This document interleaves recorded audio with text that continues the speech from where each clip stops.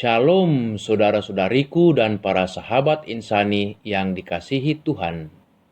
Selamat berjumpa kembali dalam channel Renungan Rohani Insani.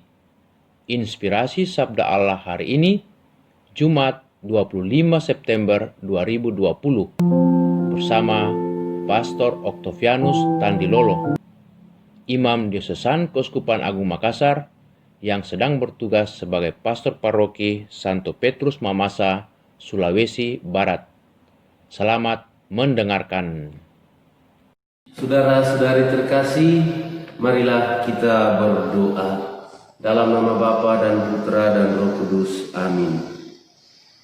Bapa yang kekal dan kuasa, kami bersyukur atas hari baru yang Engkau berikan kepada kami. Bantulah kami dalam perjalanan kehidupan pada hari ini. Semoga kami semakin mengenal Engkau dan mengikuti jejak Putra-Mu di dalam kehidupan ini.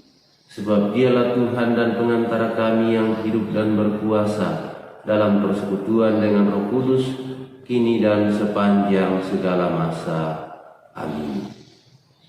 Tuhan bersamamu dan bersama rohmu. Inilah Injil Yesus Kristus menurut Santo Lukas. Dimuliakanlah Tuhan.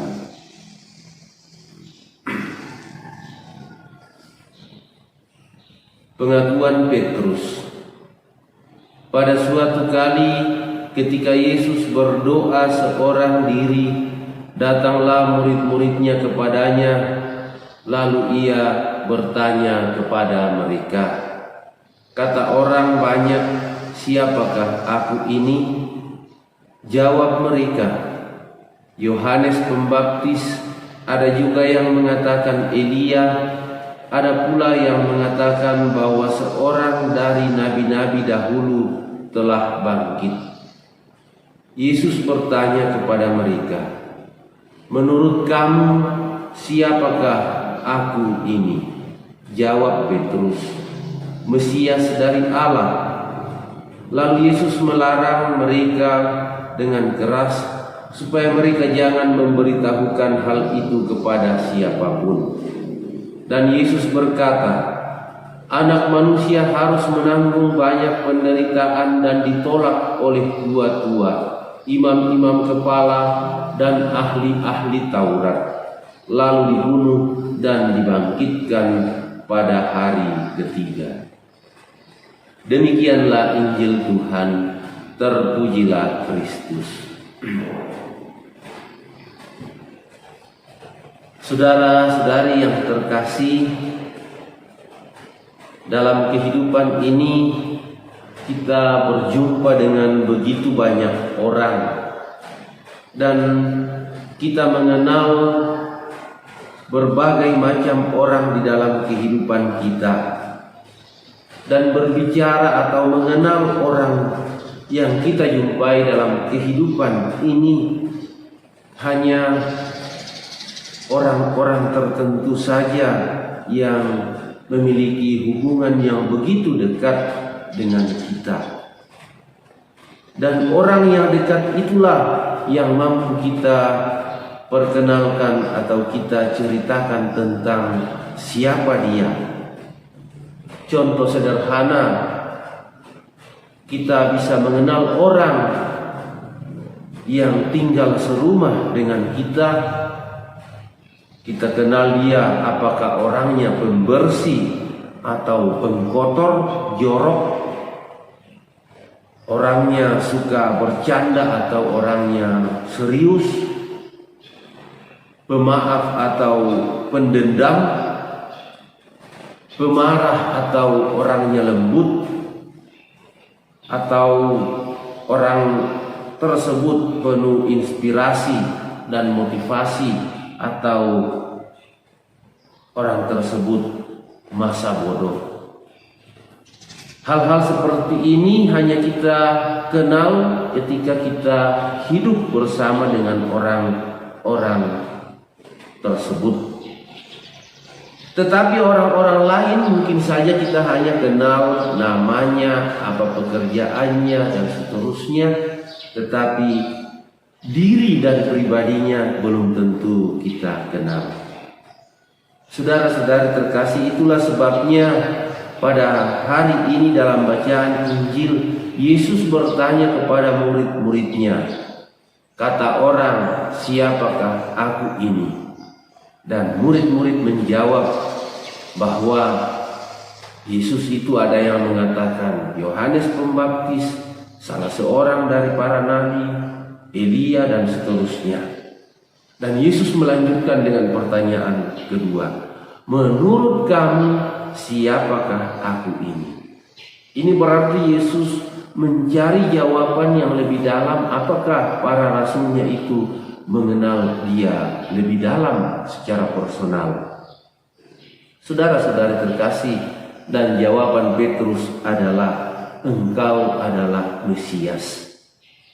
Mungkin jawaban ini hanya spontan dikeluarkan oleh Petrus, tetapi pengakuan Petrus atas nama kelompok para rasul sangat penting karena menjadi titik balik dalam karya Yesus.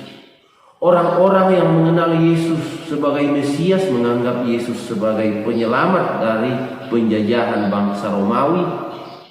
Tetapi Yesus yang adalah Sang Mesias itu justru dijelaskan Yesus pada ayat terakhir bahwa dia akan menderita, menanggung banyak penderitaan, ditolak oleh tua-tua, imam-imam kepala dan ahli-ahli Taurat, bahkan dibunuh, tetapi akan bangkit pada hari ketiga. Gambaran Yesus tentang Mesias di sini merupakan keikutsertaan Yesus dalam penderitaan manusia yang mengalami jatuh bangun dalam kehidupan, yang mengalami banyak penderitaan dalam kehidupan. Tetapi penderitaan itu mendatangkan penyelamatan. Saudara-saudari yang terkasih, ada sebuah ilustrasi yang menceritakan tentang seorang biarawati yang merasa mendapat penampakan dari Yesus. Dia datang kepada uskupnya dan mengatakan, Bapak Uskup, saya melihat penampakan, dan dalam penampakan itu Yesus memperkenalkan dirinya kepada saya. Lalu uskup itu kurang yakin lalu mengatakan, Suster, pulanglah, Anda berhalusinasi, minumlah air putih banyak dan istirahatlah yang cukup.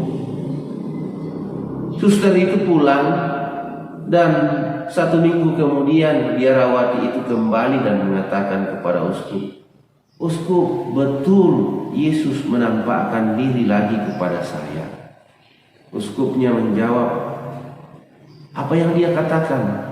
Lalu suster itu menjawab, dia tidak bilang apa-apa, dia hanya tersenyum kepada saya. Uskup mengatakan, suster, kembalilah. Silakan bekerja dengan baik, suster, dan istirahatlah yang baik. Suster mungkin terlalu lelah. Seminggu kemudian, suster itu kembali lagi dan mengatakan bahwa dia memperoleh penampakan yang sama kembali. Maka uskup mengatakan, suster, kalau Yesus menampakkan diri lagi, katakan kepada Yesus, apakah dosa Bapak Uskup yang terakhir? Lalu suster itu kembali. Tidak lama kemudian suster itu datang lagi menghadap uskup dan mengatakan, Yesus menampakkan diri lagi. Lalu uskup mulai khawatir dan bertanya, apakah suster sudah menanyakan apa dosa saya yang terakhir? Dan suster menjawab, iya, saya sudah menanyakannya. Apa kata Yesus? Sahut Bapak Uskup. Lalu suster itu menjawab, Yesus mengatakan bahwa dosa Bapak Uskup saya lupa. Saudara-saudari terkasih, Gambaran kisah inspirasi ini mau mengkisahkan tentang pengenalan akan Yesus. Yesus yang kita kenal itu adalah pribadi yang penuh pengampun, pribadi yang tidak menyimpan dosa-dosa kita.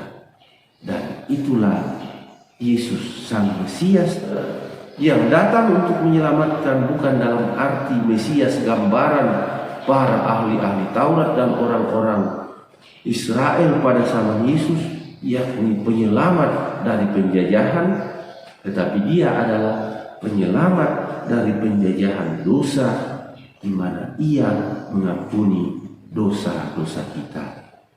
Semoga Tuhan membantu kita mengenal Yesus lebih dalam. Mari kita berdoa.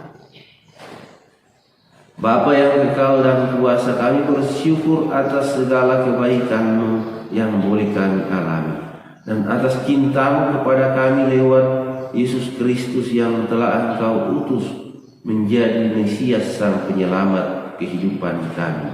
Tuntunlah kami untuk mengenal Dia lebih jauh dan menyatukan hidup kami di dalam sepanjang siara kehidupan kami. Demi Yesus Kristus Putra-Mu yang hidup dan berkuasa kini dan sepanjang segala masa. Amin. Tuhan bersama-Mu dan bersama Roh-Mu, dan semoga kita sekalian dibimbing, dilindungi oleh berkat Allah yang Maha Kuasa, Bapa dan Putra dan Roh Kudus. Amin. Terima kasih saudara-saudariku dan para sahabat insani yang telah mendengarkan sabda Allah. Saya, Pastor Marcel Lolotandung, mengucapkan berlimpah terima kasih kepada Pastor Octavianus Tandilolo. Semoga Pastor bersama dengan rekan imam dan diakon serta segenap umat di paroki senantiasa diberkati Tuhan dalam setiap aktivitas dan pelayanannya. Amin.